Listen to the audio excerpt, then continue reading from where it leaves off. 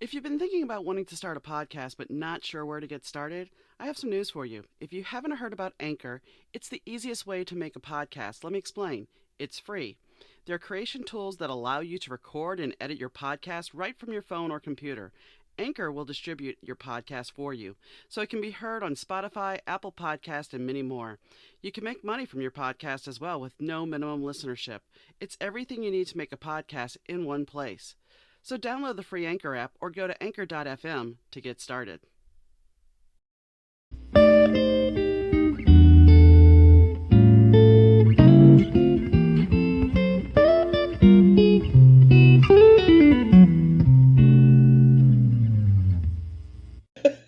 Hi guys, Donna here with the Better 2 podcast. I'm here today with Sarah Martucci once again. She is a certified crystal healer, psychic medium, tarot reader, Sasquatch lover, donut lover, jewelry maker, paranormal investigator, and all-around fabulous human being. I'll take it. And she also does the Messages of Hope on Facebook Live, usually either Friday or Saturday. Have you decided on a set date? Or yes, so it's either. Mostly it's Saturday. Most of the time it's Saturday, but every now and then I need to do a Friday, so it changes as I need it. Well, and then so, it opens up you to more people, so it's totally fine. Totally fine. I appreciate you coming back. I guess the question, because I'm going to jump right in from our last conversation because I did not ask, and I should have, but I guess because I already knew the answer, I didn't follow up. So my question to you is, let's take you back to when you're a little kid and you first become aware, and you're in your bedroom and you're asleep, and you wake up and there's some bullshit at the foot of my bed. It was actually really scary. It was the first time I remember seeing spirits. So this is my first recorded in my brain moment where I physically saw spirit. Now I don't see them physically anymore, thank Guy Fieri, because I just can't. It's too much. It's too much for me. I don't know about anybody else, but just all the alarm bells go off. And I also go more into depth in this in my third episode with Makeup and Mediumship, or actually my second episode. So yeah, if you guys are wondering the ins and outs, tune into that. But yeah, long story short, there was a dude standing at the end of my bed, and he was wearing this weird floppy beanie hat. He looked like he was wearing a pirate shirt, kind of. It looked linen, but all fucked up. And then he was wearing pantaloons. I don't know another word for it, but they were stripy, and he didn't look like anybody I had ever seen in this time period. So he didn't look like anybody I knew and didn't dress like anybody I knew. And when he went to go speak to me and talk to me, water kept pouring out of his mouth. I was scared absolutely fucking shitless. I didn't know what to do. I was 5. So, and on top of this guy was reaching for me. So I know now, looking back, he was just looking for help. But in that moment, as a 5-year-old, after the initial kind of shock wore off for a second, I just started screaming. I didn't know what else to do. Was this a real person in my room? I knew something was wrong, and that people around me, when they talk, water doesn't come out. So I knew something was fucked up and wrong here, but I didn't know how to handle it. So yeah, that was my first experience with spirit. And I was like, holy fucking shit.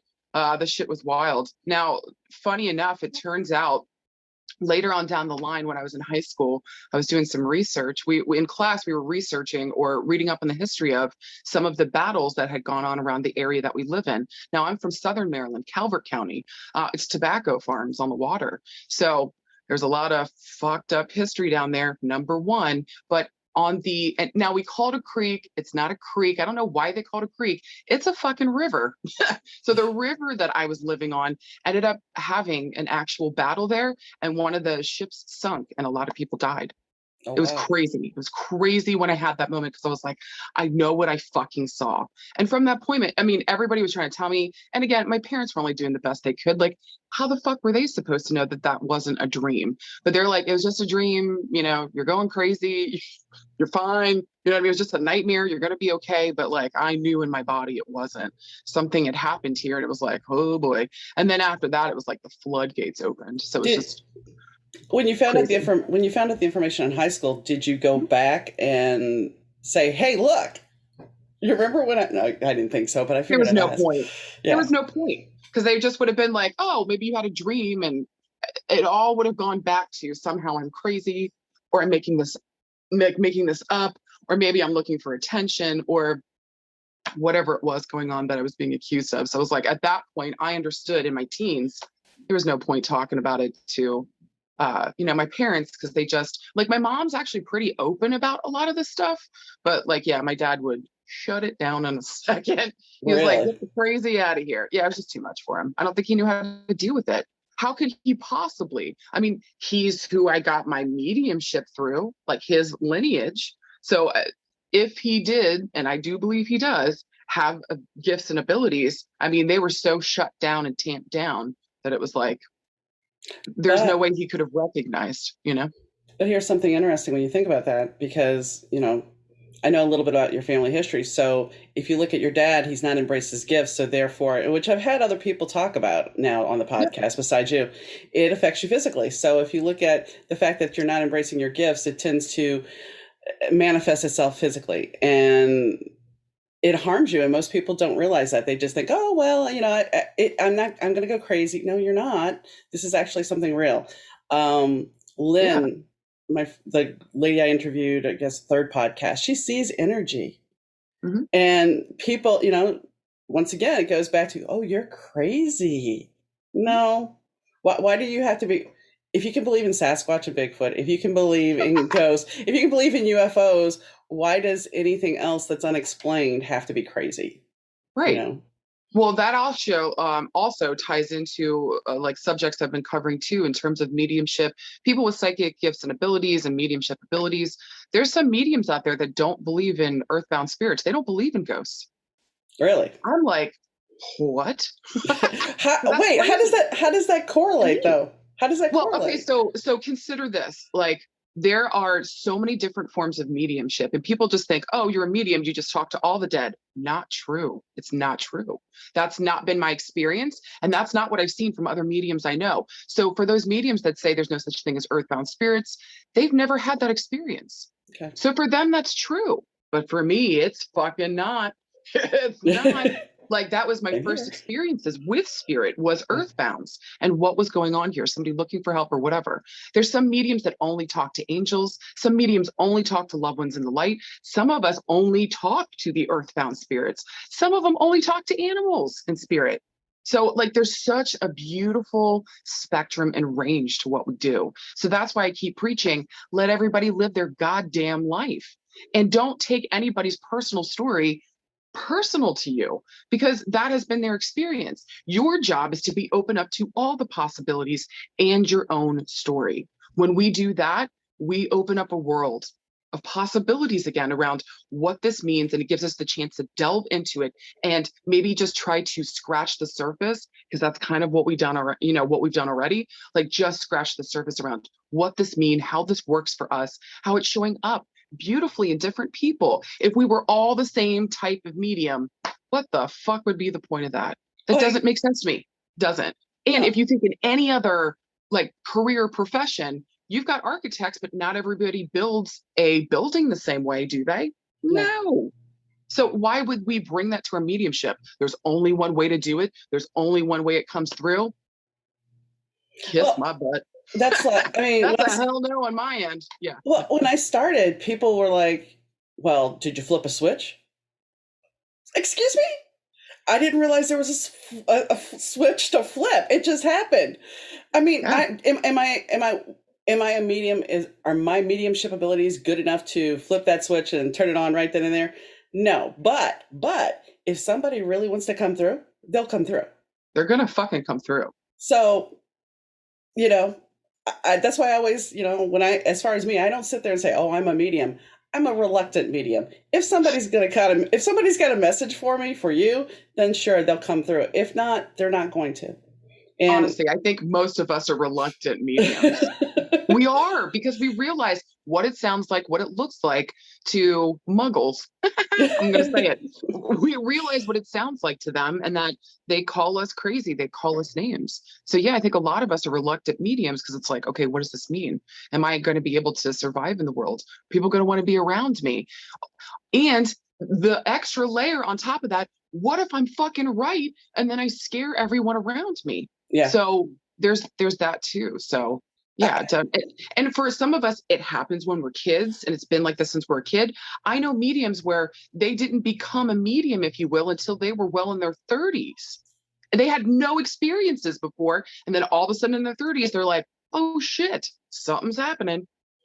Or at any age. So just know that, like, again, mediumship doesn't happen for everybody when they're 5. It just happened that way for me. Be open to how it opens up for you. What has been your experience? Your experience is real and it's true, but also be open to others as well. Well, it's kind of like what Lynn was saying back to that. I mean, it fascinated me because seeing energy, actually seeing it like the Matrix. I mean, that's a gift that I don't have, that you don't have, but she got ostracized because she had that gift, just like Yep. being a medium. We need to kind of, goes back to labeling things. If we don't understand it, that doesn't mean it's not right. Thank you. I want to go back to something you said earlier while you were talking. Makeup and mediumship. What is this, my dear? Makeup and mediumship is I guess a series now that I've started. And it's around me doing my makeup. So everybody usually comments on the Facebook Lives when I'm doing messages. I hope that they love my eyeshadow, they love my makeup. So we get a chance to create this series and sit down, and I'm doing my eyeshadow with you. I'm showing you how to do your makeup, maybe the way that I do. And I'm not a makeup artist. I'm just fucking around with makeup. So come have fun with me, and let's talk about mediumship and psychic abilities and what this has been for me and maybe my experiences. Let me share this part of myself with you in hopes that maybe you open up to the possibilities of what else it could mean. Maybe you can get a better understanding of a different perspective. And I'm hoping eventually to do makeup for other mediums and talk about their experience too. And it's not just mine, it's all of ours. My hope is with makeup and mediumship that not only am I creating community, like a better community, but we're also really good with each other, and we're respecting what each other's stories are, and we understand that there's so many facets to this incredible gift that we have, that can we just come together and celebrate. And it's okay to make mistakes, and it's okay to fuck up, and it's okay to not get things right. Come right back to the table and keep doing what you love to do, or what's calling to you in your soul. So this is kind of like we were kind of, flipping it around in the, messages of hope, over the summertime. Everybody kept saying, "I want to see you do your makeup. Will you do videos on it?" And then makeup and mediumship just started. So I just put out the first video. If you guys want to check it out, because I just wanted to test the waters and see if it was even viable or good. But the response has been incredible. So officially the series is going to start on May 11th at the next new moon. But yeah, if you want to check out the very first episode, head on over to my Facebook page, or you can even go on YouTube, just look up my name, and that first episode is already posted up. Okay. So yeah. Which we are streaming on YouTube. It did actually work. Woo-woo. But you actually segue perfectly, because you're talking about, everybody coming back to the table. And that's something I think that is lost now. We need more empowerment. We need to be more unified instead of and I mean, being in lockdown, we have become somewhat antisocial. This is our form of socializing is this. But we need to step back and try to empower other people, and support other people. And it's a hard thing to do. And that's something that we were going to talk about today. It was body image and empowerment. How do you see yourself empowering other people? I know with the gifts of hope you do, and I know most likely with this, your soul and your spirit is so vibrant and you're always energetic. How do you feel when you're helping other people? Oh my God, it's the best feeling in the entire fucking world. It's been the only thing. And listen, y'all, I've done a lot of drugs back in the day. I've done a lot of fucking drugs and alcohol, and I had my moments. All right, y'all. I went to college and then some. Like, there's no high like helping another person and letting them know, empowering them, reminding them where their power lies. But first, before I could do that for others, I had to do it for myself. I had to do it for myself. So So for me, when I get to help other people and empower, it's also a healing thing. I feel as though it's like a twofold gift. When I'm helping another recognize their gifts and abilities and where they're empowered or loving themselves in some way, shape, or form, it also helps me to reflect back and continue to do that work with myself, see how far I've come, and then continue to keep going. Because I don't think that journey is ever done.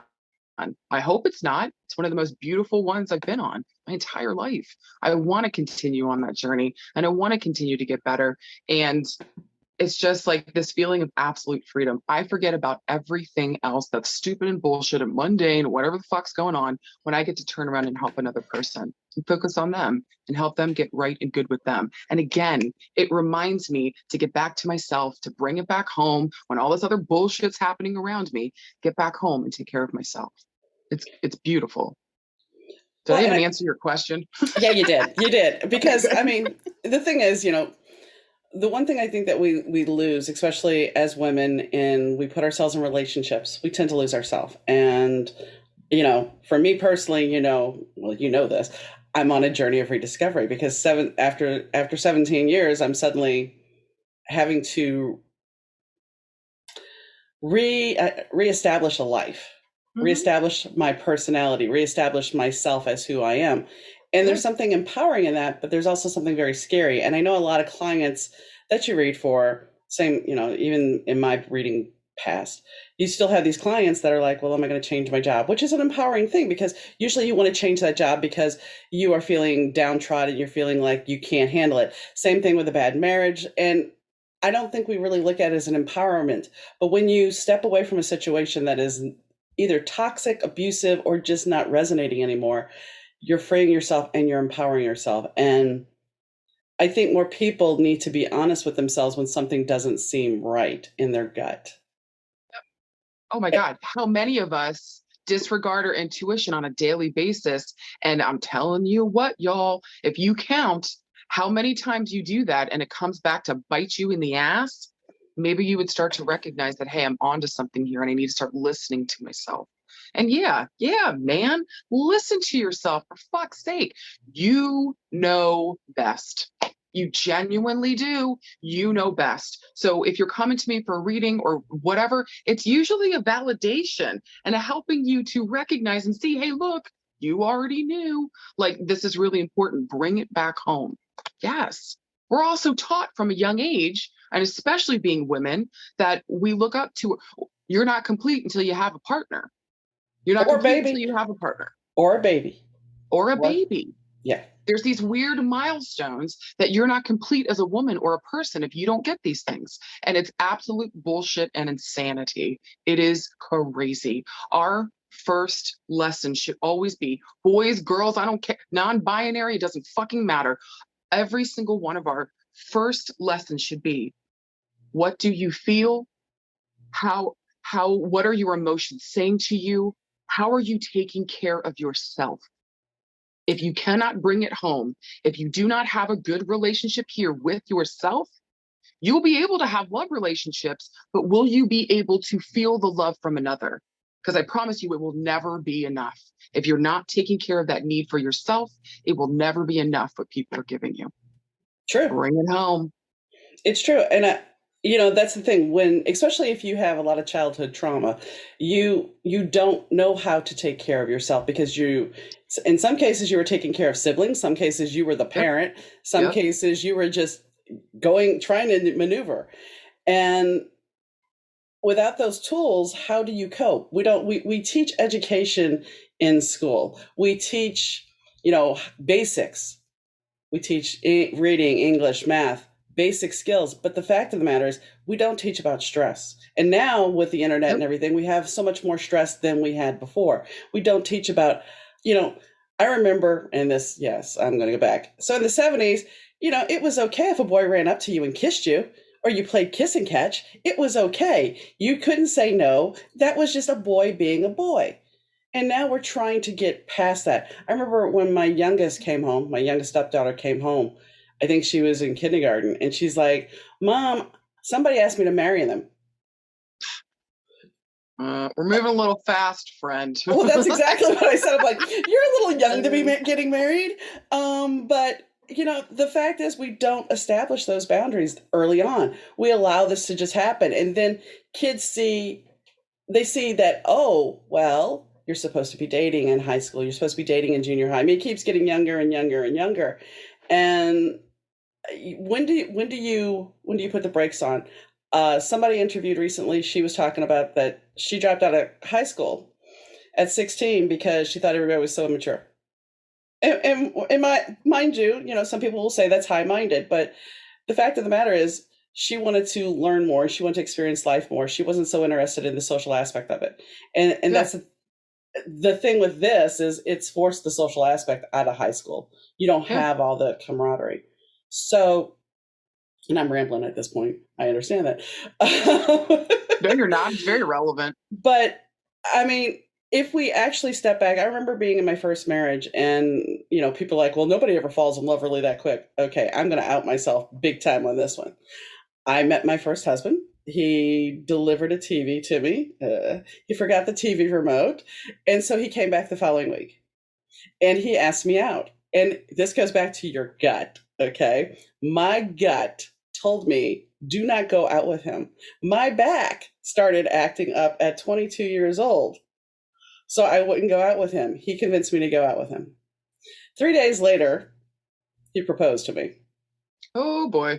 Wait, no, better yet, which I was not that kind of girl.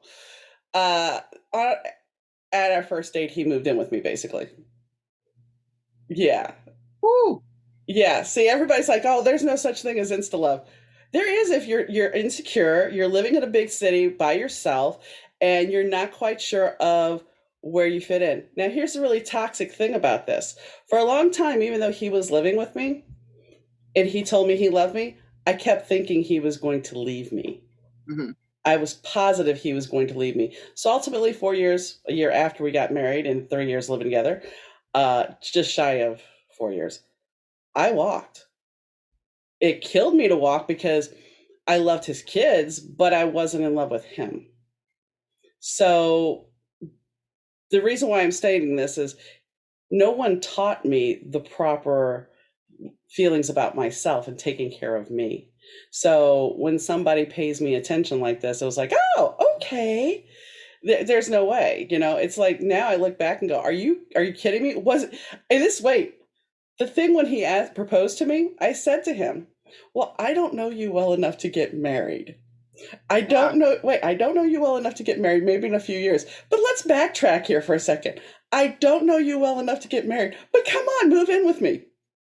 Well, let's see if this works. Now, I get what you were doing. I totally understand. And think about this too, Donna. Like, we were not just talk about me and you, but a lot of people that grew up in traumatic households or, whatever's going on with their parents, we were not modeled what a healthy relationship looks like, not only with ourselves, but with another person. And usually those family homes are riddled with codependency and fucked up ways of coping and just chaos and fuckery. So it becomes this task as we're older. And especially if there's not a lot of neglect in your home. Oh my God, someone's paying attention to me. Oh my God, someone sees me. Oh my God, someone wants me. Where I just came from a place where I wasn't seen and I wasn't wanted and I didn't want to be, nobody wanted to hear me. And on top of that, I don't even know how to make this work. All I've been able to see are these dysfunctional, fucked up relationships with all the adults in my life. So how the fuck do I do this? I would say fucking forgive yourself for that one. Oh, you were doing the best you could with what you fucking had. Shit. And I'm proud of you for fucking walking away and being honest with yourself. Shit. But there's two things you'll also be amused by. So one day, another out thing that's not really good. I had some acne and my mom had she was a pimple popper. And I was complaining that it hurt so bad. So she tells me at 17, she's like, well, don't ever have kids. And I looked at her and I said, I won't. She goes, what do you mean you won't? I said, I'll either adopt or I'll marry somebody that has kids. She just looked at me like I was crazy. Well, I'm 22 years old now. I've hooked up with this guy who's got kids.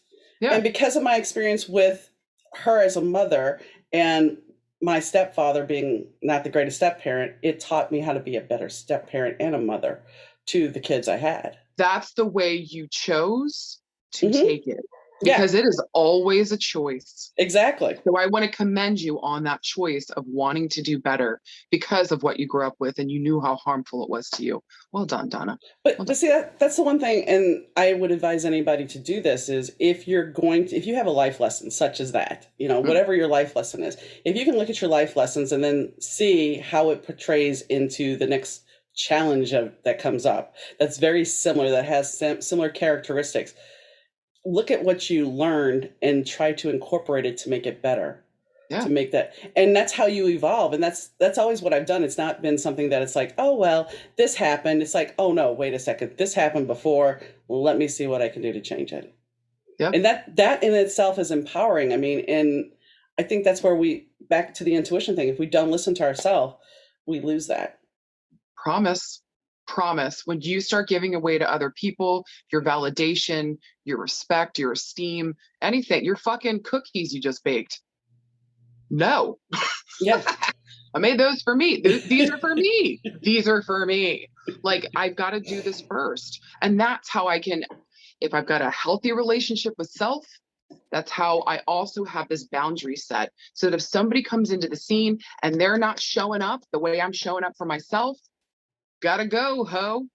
You ain't the one for me. And that's okay. That's okay. That's actually a good thing. You knowing what you want, you knowing who you are.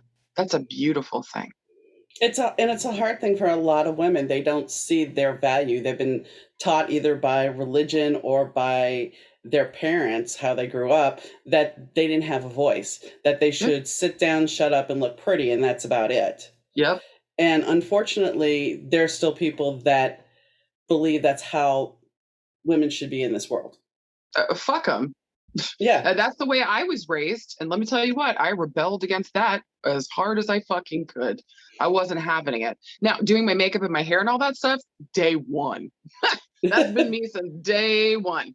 Yeah. I like the whole thing with that. I love it. It's so fun for me. For me, it's like the equivalent of painting. Just the canvas changes, either my face or if I'm doing makeup for another person, So, but yeah, that was definitely drilled into me that I needed to.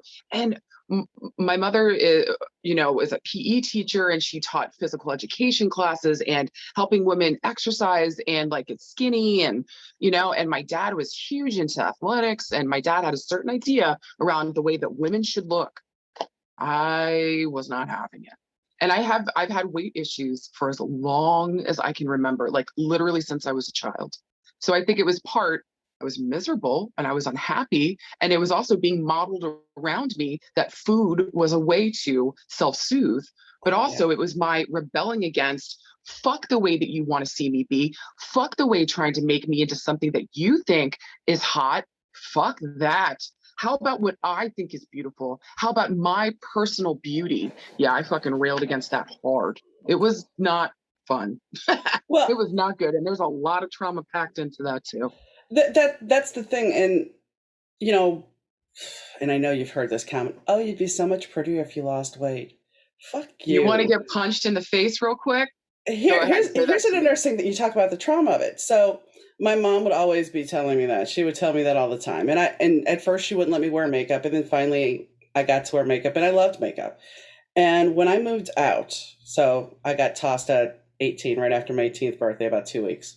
So I move out, and she had made threats. The day after I move out, she calls me back, says you can come back home.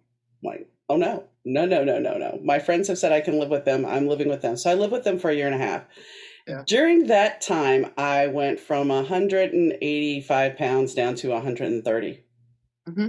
And it wasn't that I was starving myself. We were eating junk food, and I was working at Chuck E. Cheese, so that should tell you something right there. You were having lots of cheese. Lots of cheese. And every night we go to the Kroger or the grocery store and get 2-liter Coke and Doritos and Oreos. So this was not a healthy diet and fast food but I lost weight. So I come back home. And my mom's like, well, you've lost too much weight. You look gone. What? So then I went even further to rebel and decided I'm dyeing my hair jet black. I'm living in a conservative town at this point, because Shreveport at that point was very conservative. Dressed all in black, get followed around the grocery store because I have a big black purse. And this is bad on me. Then I'm in a band, and this guy one night, him and I, the guitarist, we sit there and we're talking, and he tells me, you'd be so much prettier with light hair. It goes back to being that damaged girl. And I'm like, oh, really? Okay, let me go spend $80 at the salon, and I'll be a strawberry blonde. And guess what? I got the guy. Whatever. I would like to slap me back then, but But just you were working from a place, you had just come out of a trauma-filled home where yeah, this mother was telling you and directing you what you looked like. And so you were replaying that relationship yeah. with these people in the outside world. Yeah, mama, that makes total fucking sense. Forgive yourself for that. Oh, I have, and I look Good. back and I go, it's something I told some people yesterday. It's like I look at my life, and not even talking about that aspect. When I'm as a writer, I can write now as a single woman, a married woman, a divorced woman, a married again woman, a widowed, which I hate that word, and now a single woman again. And no matter what that trauma was, that allows me to be a better writer because I have those experiences to pull from. So I Totally. forgive myself for that stuff, but it's just one of those things where it's like I look back and go, okay, where was my power at? I didn't have it. Now I have it, and I see what I can do. So I think I hear you. that's the key takeaway there. And just like Hell yeah. I mean, you moved across country. That's something I know you and I have both done. People are like, oh, I want to move somewhere. I want to move somewhere because it'll be great and everything will be different. Well, what? No, no, no. You take yourself with you. So unless you're willing to change while you're there, you're still gonna have some of the same stuff. Oh, I promise some of the same stuff's going to follow your ass. You're just going to find it with a new group of people in a different setting. So, And you what are might, you willing to face around yourself? Because hear me now, our trauma and what happened to us and the way that we were brought up, that's not our fault. But our healing and our consciousness around our issues is absolutely our responsibility. Is that a bullshit exchange? 100%. But that's the fucking way it is. well, it's the truth because 10 to 1, when you move to that new place, guess what? You're gonna find people that are shades of the exact people that were pushing your buttons and driving Yes. you nuts. Promise. Promise. Promise. And people don't think about that. They're just like, oh, I'm just going to move away and everything's going to be perfect. I remember having those thoughts in high school because I was changing schools my junior year. We were moving up to Shreveport, and I was like, oh, this is great. I can be whoever I want to be. I can just slack off the rest of the year in school. I didn't fail, but I slacked off. I mean, it was like, it doesn't matter. Next year will be just wonderful and perfect. No, idiot. Hey, it's not that way. So I mean, I wish people could realize that while it's fun to move across country and you can Yeah, experience things, you're still taking you with you. absolutely. Including all your trauma, all your pain, all the good, all the bad, everything in between. But if you're not conscious about it, you're not going to get that change that you're looking for. It starts with you being conscious around it. You maybe also too being able to sit down and be honest with yourself around what's going on here and the part that you play in it now, right? Yeah. So it's like, okay, where am I perpetuating some of these relationships to? Where am I unconsciously taking part in these? Probably from a space of trying to heal it and just trying to fucking understand and looking for that resolution or looking for that thing that I didn't get. And I'm telling you guys, I'm telling you guys, I'm telling you guys, at least this has been my fucking experience. If you don't go within and face this first, yeah, you're going to keep finding the same fucking issue out there every fucking time. Well, you touched on something earlier too about the fact that, you know, food became a source of, I don't want to say Oh, empowerment, but oh comfort. yeah. I mean, for my mom, when my mom and dad split, I come home from school and we had a bakery down in New Orleans called McKinsey's, and they had great food. She would be proud that, oh, I ate a custard pie today, a whole custard pie, plus some eclairs or some cream puffs. Okay, well, what are you teaching the 8 to 9 year old girl that's here sitting there watching? And then, and I look at this from a big picture because then I look at my dad after they broke up, and my dad started drinking and becoming the party man. And something predisposed in my head that I didn't like alcohol. I didn't like the taste. I didn't like the smell. There was Yeah. something negative to it. But food that brought comfort. That was good. That was. I call myself the Duchess of Donuts for a fucking reason. I know. I know.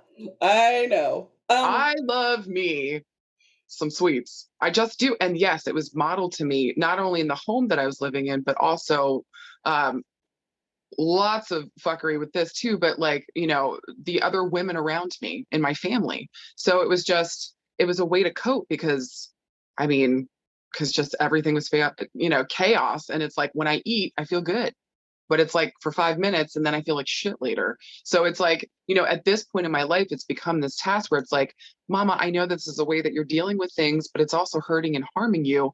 And you can't keep up with your son, or you can't show up for him in the way that he needs. When you're not right and you're not healthy here, mentally, spiritually, emotionally, physically, you cannot show up in the way that you want to. So how am I self-sabotaging?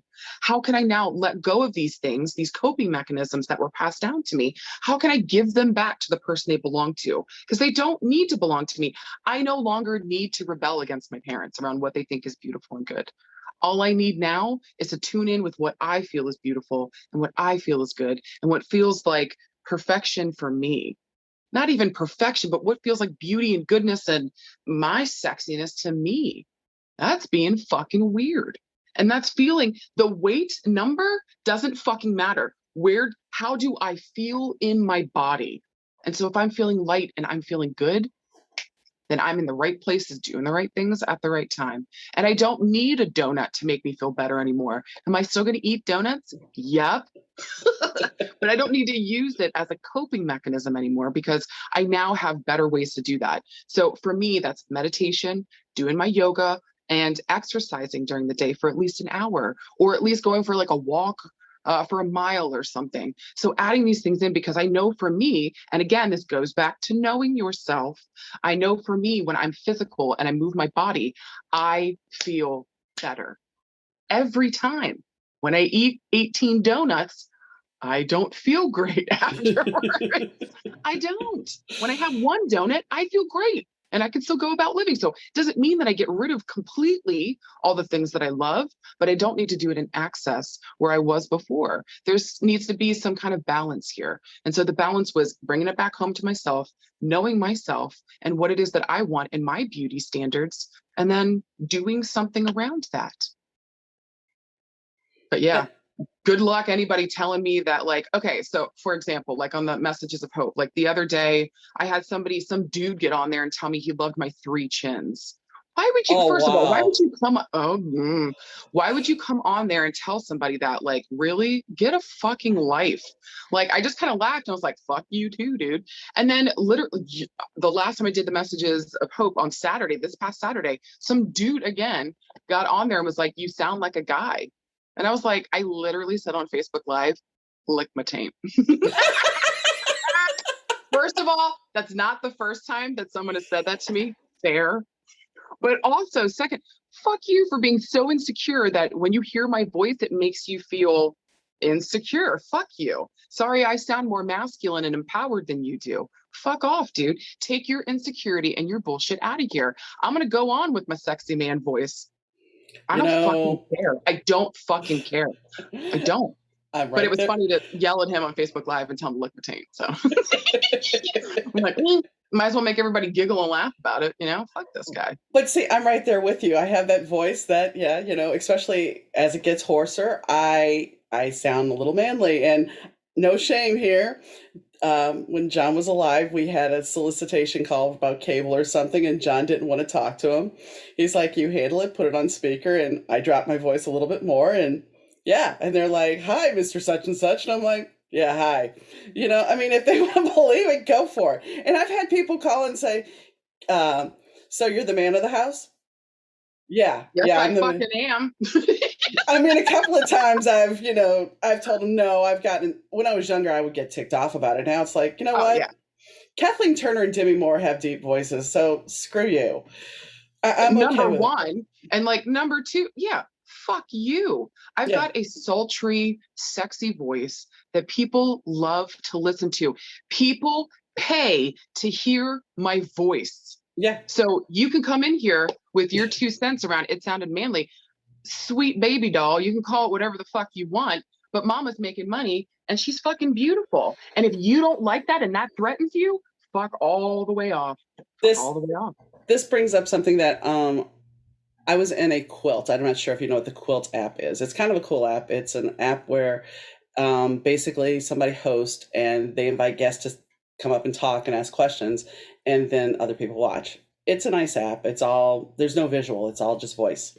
And I was on one with Atlanta Taylor Cadenet and Amanda Cadenet, and they were talking about body issues. And Amanda was talking about how kids, and I know you're going to say how this is a weird segue, but it makes sense, at least in my mind.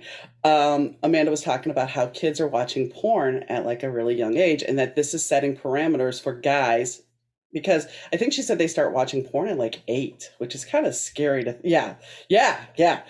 Anyway, but she says this is kind of setting up the wrong parameters for kids because they're expecting bodies to look a certain way and everything else. And I mentioned this in that chat, and I'll say it here too. My first husband sat there and said, "Well, you don't have a Playboy poussoir." We'll say it that way. I'll be a little polite. What the fuck does that even mean? And at 22, yes, that stuck with me. Like, is there something deformed then? I mean, that doesn't even make any sense. And how could you even say that to the person that you allegedly love? Can I interject real quick? Go ahead. Go right ahead. When guys do that, when they say to you, like, it doesn't look like the way I expected, or it doesn't look like what I find hot, or whatever the fuck their fucking issue is, that is their insecurity. They are trying to make you feel less than them because they have insecurity issues. And it's a slow but steady breakdown of your energy and your joy and the way that you see yourself. If any dude does that to you, I don't care, any dude, any female, anybody that you're in a fucking relationship with, if they start doing that shit to you, get the fuck out. Get the fuck out. Get the fuck out. Because absolutely not. I am made perfectly in the image that I am. Fuck you if you don't find it beautiful. Get the fuck out of here. If you don't want this, keep moving, you piece of shit, because I want me. And I know the way that I was made is perfect and beautiful. Yeah. Woo. Well, I mean, this is the same man who I buy lingerie. He's like, why'd you buy that? You know, it's just going to come off. Okay. And he also had phobia about touching himself. So there you go. That was woman's work. Oh, so, there's that. There's a lot to unpack there. Yeah, and I'm not railing against him, but the fact of the matter is, when you're 20, fuck that guy. When you're 22, and you fall in love with 2 kids that are brilliant, that you love dearly, and you have this, and slowly but surely, you know, he decides we're going to move from Dallas, where we had a support system, to Indiana, where we know no one, where my mom died. We're going to move to Indiana. So the isolation begins. I mean, you don't really think, you know, looking back, it's like, I see how he was crafting this. He may not have intentionally done it, but it was being able to cut me off. Yeah. From any wear support. You down enough that you wouldn't be able to leave or feel confident enough to do anything for yourself, and then isolate you. That's actually quite scary. That's very scary. And I'm very lucky and happy. I feel lucky and happy that you made it out, genuinely, because I get to know you and be with you now. I realized the kids were 8 and 10 when I left, and I realized at that point, it's like, they're going to eventually not need me. And if I continue this, because I had gained a ton of weight, not as much as I've gained with John, but that's for different reasons. But I gained a bunch of weight at the time, and I was not happy with him. I was a radio jock in Indiana, which was cool, but it still wasn't enough. And I felt like my life was stagnating. And I came back from being in Texas, and I tell him, I said, my life is stagnating. And my friend at the radio station calls and says, hey, I got a job for you. So at least I have a job now. That's Chloe. And, and I mean, it started getting me motivated to leave him, because within 6 months I walked, and I hated leaving the kids, but it came down to I'm not their real mom, even though I still say I'm their mom, and people are like, they're not your kids, whatever. That's a whole nother kettle of fish, that people don't respect you. That if you adopt somebody, they're your kids. But if you're a step parent, they're not your kids. That's bullshit. I know, But because okay. if you love them, you love them. But I went through this for years. Right. But my whole point is, it took a lot of empowering to be able to do that. And if you're in a situation similar to that, or a situation where you know your marriage isn't healthy and you don't know how to get out, and there is potentially abuse or something in there, find a way. There's Rain. You can go online and find, if you're, excuse me, Chloe, you can go online and find something to help free you. I mean, if you know in your gut, this is not a good situation for me, get out. You have to. So you can add to that. I have to feed her something because she's going to bite me otherwise. Or she's going to eat you alive on Facebook Live. Yes, the demanding. Yes, to the best of anybody's ability, if you're going through a situation like that, like, find where your support system is, or find a support system, and do what you can for yourself. Like, yeah, it's terrifying because all this stuff goes through you. And especially if you've had a trauma background, grew up in a family where this stuff was done to you too, this might just feel normal. Oh, what exactly. you're going through.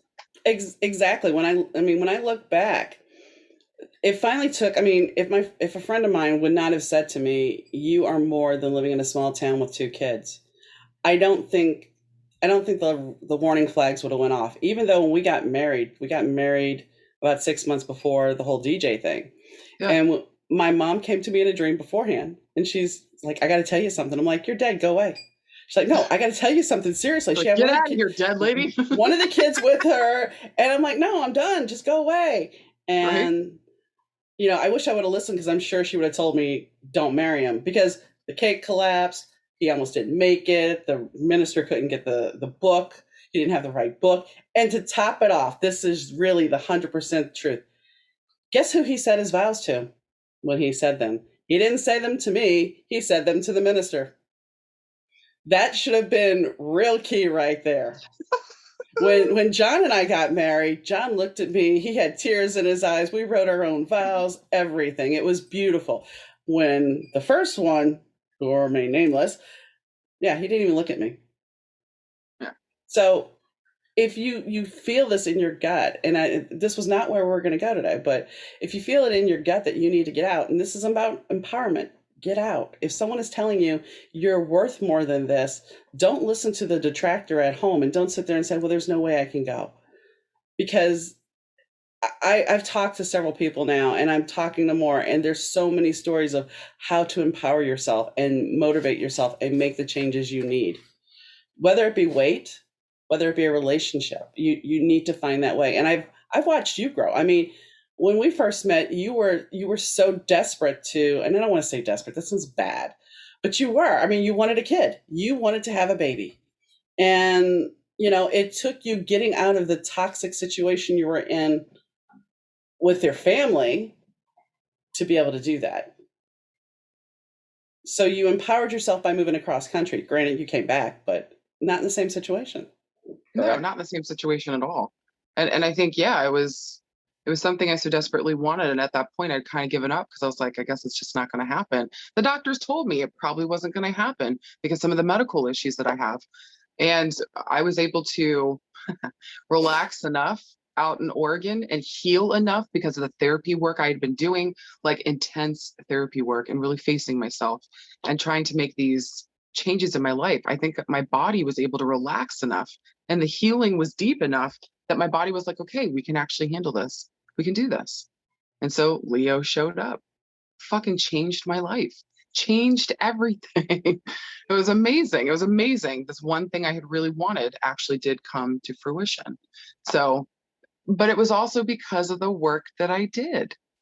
And I know that it's easy for us to say, "Oh, I'll just lose the weight," or be empowered. And I know you're not saying that, but I also want to say out to everybody, like, we cannot account for all the different situations that are happening with that too.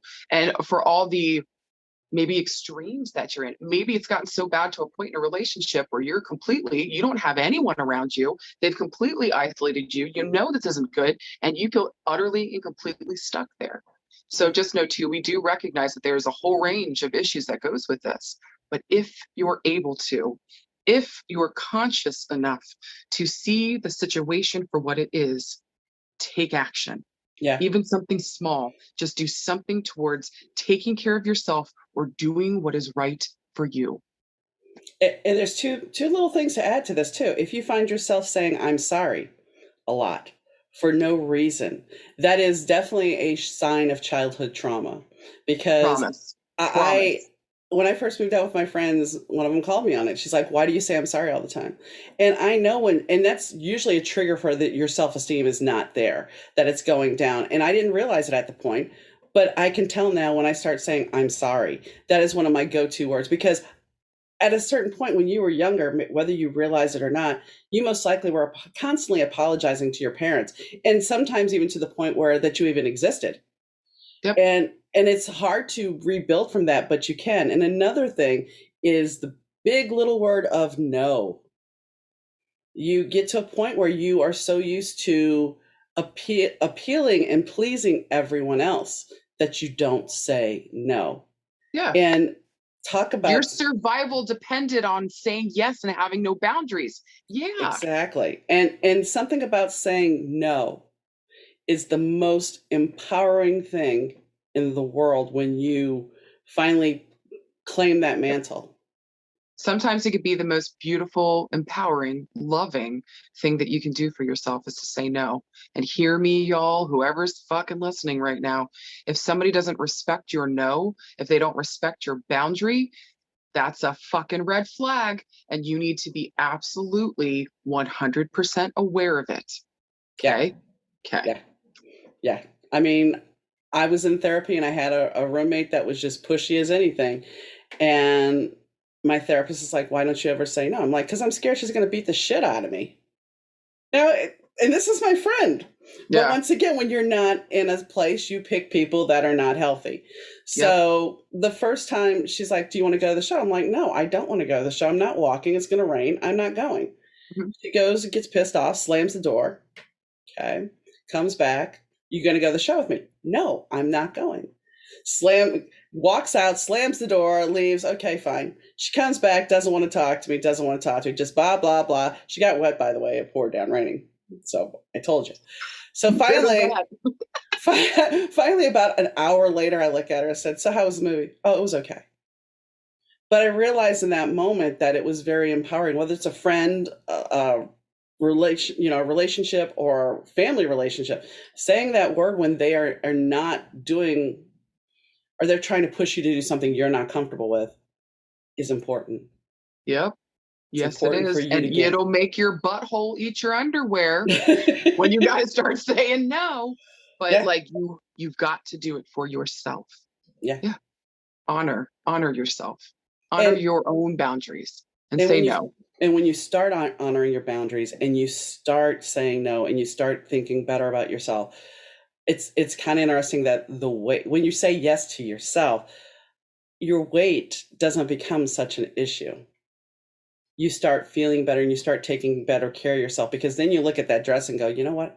I want to get that dress because I'm going to fit in that dress." So it all kind of encompasses, but you have to work on your trauma, and it's not an easy thing, and it's not an easy thing to face. And it's something that, in all honesty, will be a lifelong journey. It's not something that you snap your fingers and go, "Okay, it's all better." Nope. Doesn't work that way. I wish it did, because believe me, I'd be snapping my fingers all fucking day long. I did have a guest recently who talked about how she avoids trauma, and I'm trying to remember. I didn't sleep well last night, but it was a very intriguing way how she steps back. She realizes she's off center, and so she tries to get back. She meditates a little bit and tries to get back to her center to avoid the triggers. So some people that'll work. Some people that'll work with. I get it. But here's what I would warn against: that is the triggers are not going to stop. No. And so avoiding these triggers is not realistic. And it's also, you're spiritually bypassing the lesson that's in front of you. You can't meditate a no to somebody. I wish we could. I'd fucking do it. That'd be so much easier.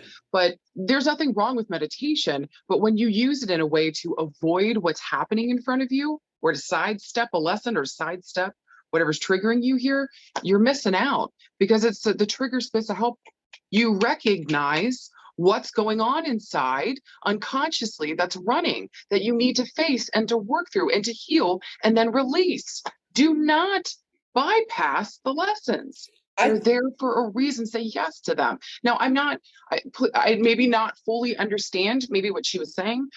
So please know I'm not trying to like go against this person or fuck her up or whatever. But from my point of view, from my experience and my point of view, the triggers are there to let you know where you still have pain, or where you're still doing something unconsciously, or even acting out, or maybe even avoiding something that you need to face. That doesn't make it okay for somebody to abuse you or to do fucked up shit to you, but it should bring you back home to recognize where either, am I allowing this? Am I continuing to let this go? Should I say something about this and face it, or whatever the deal is? Don't be afraid to come home to yourself. Don't be afraid to face it and be with it in the moment. Let the trigger show you where you're still having issues, and you can grow. I think for her, it was more about, I mean, you're 100% correct. I think for her, it was more about making it where it's not so overwhelming. But it is, and that should be okay. That's just my 2 cents again. Like, I know, it should be okay that it's intense and this feels fucked up, because it is. Because it is. But see, that's the thing. For some people, we need, dare I say, we need that trigger to get in our face and remind us. And for other people, they just can't. And I get it. So I get it too. So just know too, I'm not sitting here saying like, oh, you're a fucked up piece of shit if you ignore or you try to meditate out of it. I'm not saying that at all. You got to do what's best for you. But I also feel like you're missing something beautiful here that's being put in front of you that may feel like shit at first, but maybe it's offering something around your freedom, so you don't have to keep escaping it. I agree. My 2 cents. No, I agree, because that is something that, people think, oh, I went to therapy and, dare I say, alcoholism, food addiction, any kind of addiction. Oh, I went to therapy, I went to rehab, everything's fine, I'm good. Until there's a trigger right in front of you. Until there's a trigger. Until there's a trigger. So until you face it fully and you keep going deeper, because I assure you there's layers. If we've got addiction issues, there's layers. Yeah. And so just because you went through the program or you did the one thing, it's a continual work. Anyone that's ever had addiction issues or has dealt with addicts in their life, know that this is a continuing effort that you do for the rest of your life. You are, maybe it is around alcoholism. Maybe you were an alcoholic, you went to rehab and you're better now, but there's a part of you that will always, the alcoholic addiction will always be running in the background. If we don't face it, and we don't deal with it, and we continue to work through it and face it with compassion and love. Because I promise you, for most everybody that's got an addiction issue, I don't care what the fuck the addiction is, it's a matter of connection. You don't feel like you have real, true, deep connection with people around you and in your life. And so you're turning to these things to fill the emotional void. Well, how many times can you say in your life that you were in a room full of people, yet you felt totally alone? More than I care to admit. Exactly. And I think that's true for a lot of people, that the whole statement there is more than I care to admit. Not many people are willing to admit that, because then it's like, what is wrong with me that I can be in a room full of people and just not feel like I fit in?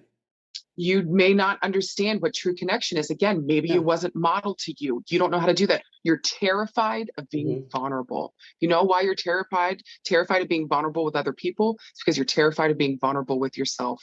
Yeah. Fucking A. And, you were talking about the alcoholism. It's funny because I was talking to somebody about my chart yesterday, and she's like, well, it looks like you pick partners that have somewhat of an addiction problem. I'm like, oh, great.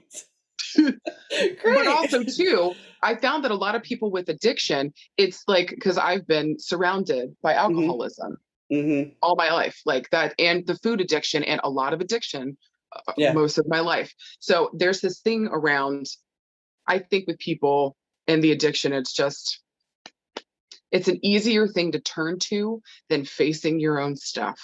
Yeah. It's an easier thing to turn to than facing the pain and the loneliness and the disconnect that you feel. Genuinely, genuinely. So I would just ask anybody that's going through that too. Also, too, when another person has addictions like that, I feel, again, just me personally, that it is a reflection, or it's a mirror back to, where are my addictions and where am I out of control with some addiction in my life as well. And I know that kind of gets into scary territory where, people are like, oh, I'm blaming myself for all this, or it becomes like somehow it's my fault. Like, no, that's not what I'm saying. But if somebody in your life is an addict and they're really going through it and it's ugly and it's heinous and it's hurting you, also recognize too that they're trying to make you aware, or they're triggering you in some space where there's some addiction here, where whether that's the way that you speak to yourself, or maybe you're eating too much, for me, or maybe you're playing too many video games, maybe you're addicted to sex, I don't fucking know. Maybe you love koala bears and you can't stop collecting koala bear figurines. I don't fucking know. Wherever the addiction is, Yeah. how do I face that? Because they're helping me to see where I don't feel connected either, where I'm just filling the emotional void, and I don't have to do that anymore. That's the hard thing. That is really a hard thing. Yep. And I Yep. mean, I think part of that also can come into play with hoarding. I hate to say this, but I'm going to anyway. Yes, it does. Because, I look back at a trauma that I had back to the divorce. I mean, I sat down the other day, for some reason, it inspired me. I wrote down a page and a half between 8 and 10 years old of everything that happened in my life. And when I look at my house, I admit my house is not nice. My house is a mess. No one's is. No. When people sit there and say my house is a mess, I look at and I go over to their house and I'm like, no, you don't understand what a mess is. I'm not saying I'm a hoarder, but my house is very cluttered. I will say that. And that stems from having had everything in my life packed up when we moved into my grandmother's house, and then proceeding from there to live with boxes most of my life. I've never been settled. I've always, as one of my friends who came over recently, she said, well, it looks like you're ready to move out or move in. You should finally find a place to settle. I've lived here almost 9 years, and it looks like I'm either moving in or moving out. There needs to be, I need to embrace why that happened. And it's not an addiction so much as it's because of the traumas. I'm trying to hold on to stuff that doesn't really necessarily mean anything. So I was just going to say, so much has been taken from you, Donna. Mm-hmm. So much in your life has been taken from you. Of course, you hold on to things that other people may decide aren't, like, what are you doing holding on to this newspaper? Well, it's like, well, that date meant something to me, or what happened in that meant something to me. And I'm holding on to it because so much has been taken from me. No one will ever take from me again. Yes, I understand. That's a very true statement. And then when I've had like, John's sister, when we lived at our other house, she's like, oh, I can come on in and help. And I'm like, no, because I know how this plays out. You guys, just what you said, somebody else is not going to value something that I may value. And that goes back to the trauma of being in 5th grade and coming back from a doctor's appointment and watching my teacher had lined up somebody from my desk all the way to the trash can, cleaning out my desk. So there was one person that would take a piece, they would pass it along. So talk about fucking humiliation and shame to somebody who has her parents just separated. She's now living on the couch. And I'm not saying this for sympathy, but no, I know you're not, but it hurts my heart, and you deserved better. It looks like, this is somebody that's invading your space, invading your territory. And then at the end of the year, the teacher felt it worthy enough to give out jackass trophies. Yes, it was a trophy of a jackass. And she wasn't sure whether to give me messy or sloppy. So she gave me sloppy. Yeah. And everybody got a jackass trophy. And then to top it off, this is the woman that I ended up living with for a couple of years. She was my 5th grade teacher. And I lived with, my mom thought she would be the person for me to live with. Mind you, I did go to a school that was advanced when I lived with her, which was good. And I got to be a cheerleader, so that was good too.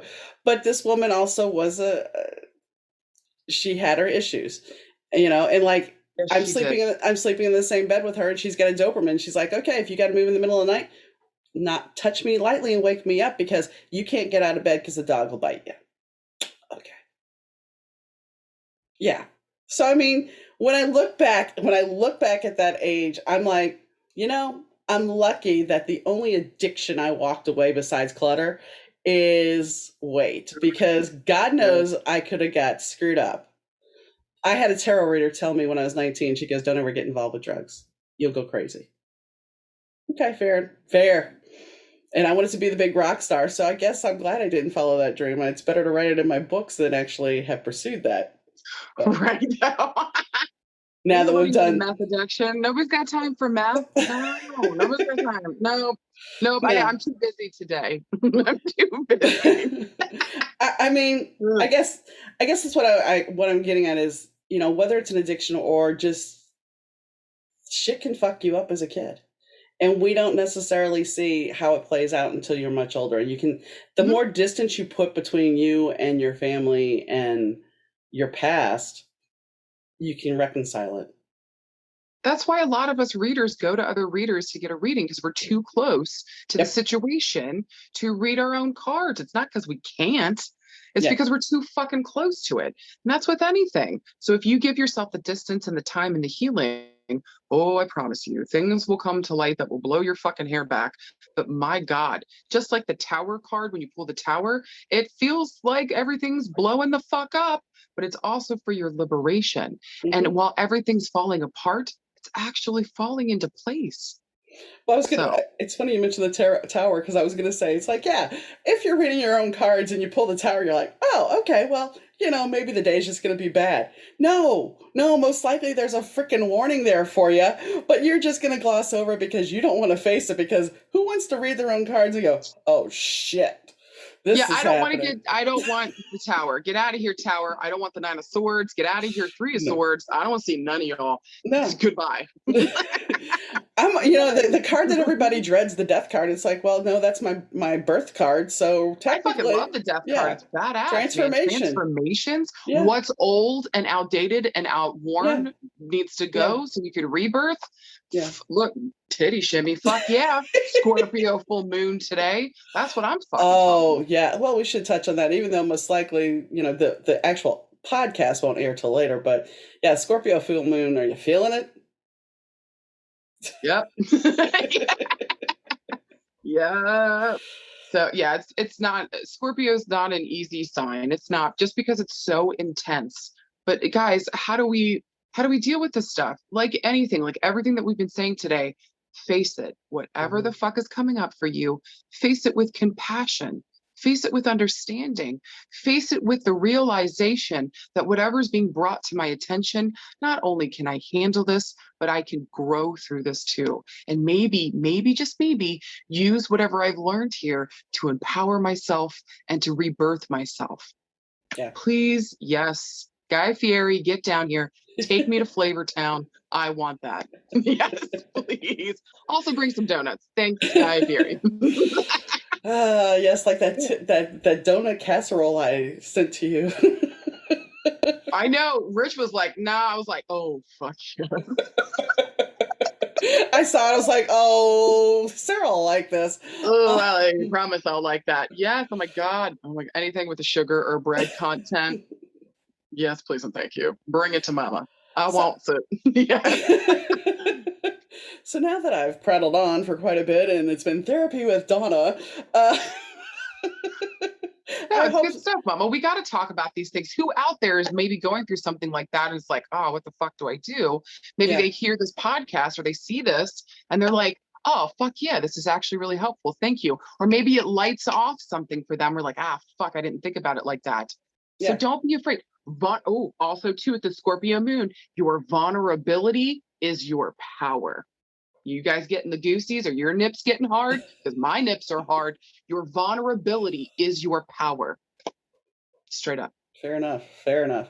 So, if they want to get a reading from you, where should they go? Oh, find me on Etsy. That's a good place. Eventually, I'm trying to get everything to the main webpage. It's my name.com, sarahmartucci.com. Or you can go on Etsy, just look for Sarah Martucci and the number 11, and that should bring up my page there.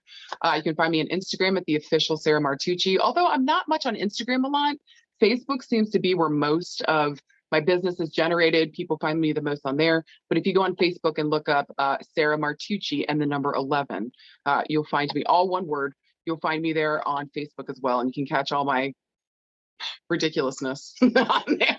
So your Makeup and Medium is going to be on YouTube as well as Facebook, correct? Yes, I'm going to be adding that to Facebook. I'm sorry, YouTube as well, and I'm thinking about adding the Messages of Hope to YouTube as well. So just trying to do it so that everybody can get access to this stuff, because a lot of people hate Facebook, and rightfully fucking so. Yeah, I wish I didn't need it for my business. Otherwise, I'd be like, fuck you too, Facebook. But at this point, that's where I mostly am. But yeah, I'm trying to get stuff on YouTube as well.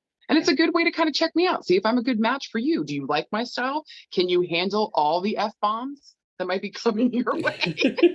Are you okay with my intensity? Do you resonate with that? So here for that too. Yeah, some people like the little love and light and very peace, and I totally get it. They need that. But look, y'all, I'm definitely love and light, but we also do shadow work over here, and we smack bitches. So if you're ready for both, if you're ready for the balance, if you're ready for the Thunderdome, let's go. Yeah. All right. So Messages of Hope is either Friday or Saturday on Facebook, coming soon to YouTube as well. And the show is launching, Makeup and Mediumship is launching in May on May 11th at that new moon. So I'll be putting out the second episode, and I'm going to be doing it twice a month.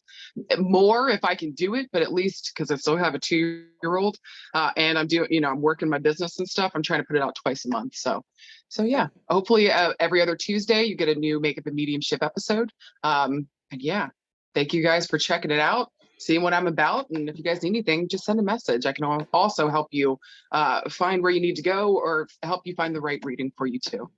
Yep. Okay. Whoop, whoop. Let's see. I think that's going to be all for